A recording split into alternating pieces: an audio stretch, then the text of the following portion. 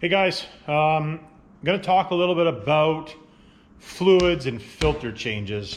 Get quite a few people that actually ask me this question, and I see people asking it on the internet as well. This is what I recommend, whether it be transmission, diffs, all kinds of fluids. This is what I recommend. So we're going to start with the oil change. What I recommend for your oil change, I just wrote everything down here just so that it was easy. If you're doing highway mileage, now you're gonna have lots of guys that say oil makes a big difference, and oil does make a difference, don't get me wrong. But the issue is not the oil. The issue is filtration. So basically engine oil, now I'm not an engine oil expert by any stretch, but the issue with oil is that the oil now breaks down deposits and it keeps the dirt suspended in the oil. So basically the filter can't catch it because it breaks the dirt down, the oil, the crap in the oil. Now what I do is I run a bypass oil filter. There's all kinds of different ones. These will be the ones that I'll have on the website, I'm pretty sure anyway, unless I can find a different brand that I prefer better than these. And maybe I'll make my own. They're actually not very hard to do. Just have to use, then you have to use a filter. But anyways, we'll deal with that another time. We'll talk about bypass oil filters another time. But what I recommend, whether you're using synthetic oil or if you're using conventional oil, I recommend if you're on the highway, 6,500 miles or 10,000 kilometers. If you're city or short runs, 2,500 miles or 4,000 kilometers, there again, or yearly. Basically everything I do on yearly, I change all of my fluids once a year. Cheap insurance, and you know if you're having an issue. Now when I'm doing my oil change, I always grease it with whatever kind of grease. This is just what I got the last time. Now if you're running synthetic, you can run a little longer. If you wanted to extend your oil changes, the oil, it will allow it. The issue is that you still have to change your filter. I recommend changing your filter if you're running synthetic oil every 5,000 kilometers, which would be what, 3,500, yeah, 3,500 miles ish. Yeah, 3,250 actually, I guess. So I recommend to change the filter more often. So I personally, I just run dyno oil, either Shell Rotella or whatever's cheap. You know, it is what it is. Now talking oil additive, when we're talking about oil, this is what I use on the engines that are broke in, is the Hot Shot Secrets FR3. The engines that are not broke in yet, I run the zinc additive, and then depending on what kind of camshaft and all that type of stuff, if I need a high zinc additive, I'll either use this. There's all kinds of different brands. It's just this stuff's easy for me to get, and you can get it pretty much anywhere. So this is the products that I run. I run a lot of Hot Shot Secret stuff. There again, it's easy for me to get, so that I buy it or I use it. And I've found a difference. I don't know, is it better than anything else? That I'm not really sure of. We will do some testing and stuff on that, and lots of guys have done testing, but I want to do it myself because I like doing stuff like that. And that'll be something that we'll probably do a bunch of when we're doing the alternative fuel stuff. I haven't forgot about that. I've just been busy, and you know, I had to reset up some stuff, and I'll probably do some videos when I'm doing that as well. So on to the next thing.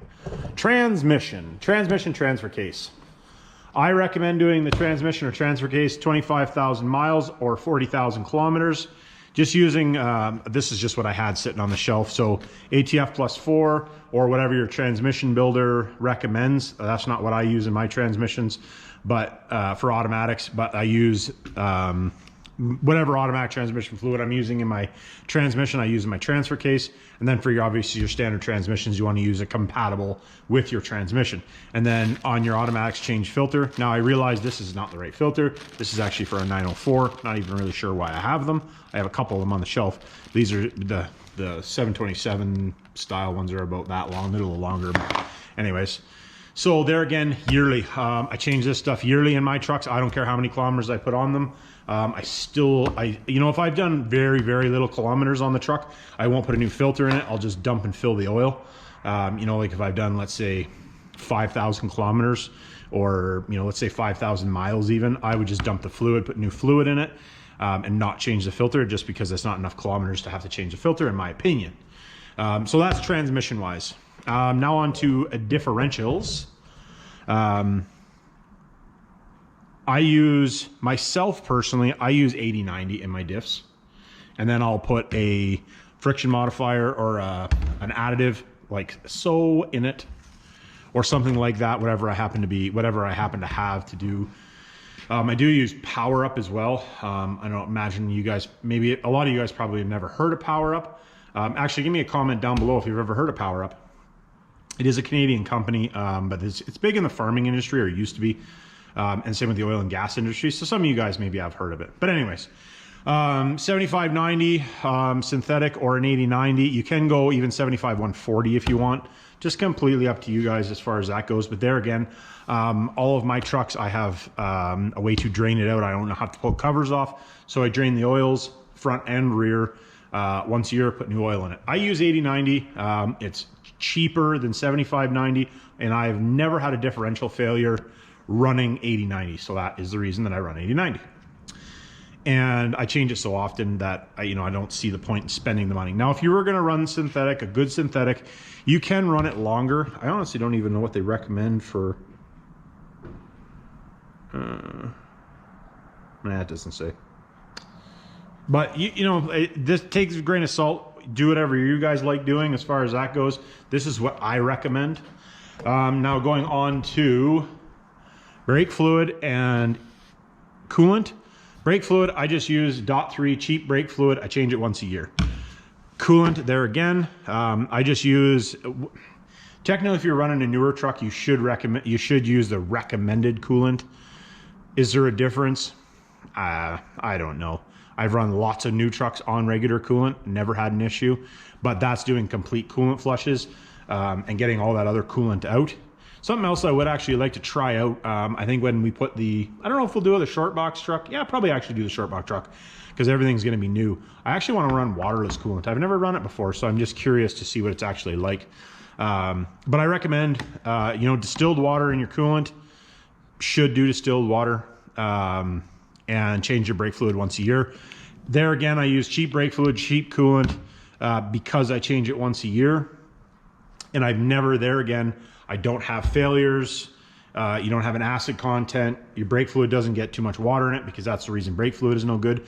If the brake fluid is dark colored, it should be changed.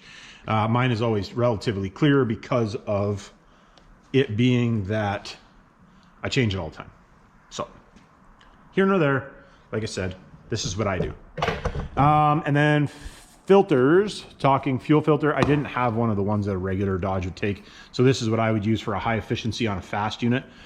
So fuel filter, or the filter housings that I build, third gen stuff, which I haven't built any for a while. I've just been busy, but I run one of these on that. But I change every second oil change, and then same with your air filter. This is actually off of a Chevy van, just, looks like an air filter. I change it or clean it. If you're cleaning, if you have a filter that's cleanable, I would recommend cleaning it, at least checking it every couple thousand kilometers, or every, let's say, 1,000, 1,500 miles. If you're in really dusty conditions, I would be probably cleaning it every 1,000 to 1,500 miles, or a couple thousand kilometers. One of the replaceables, there again, depending on the service duty of it, obviously, but just regular duty and not super dusty, I change them every second oil change. Unless it needs to be changed, then obviously change it.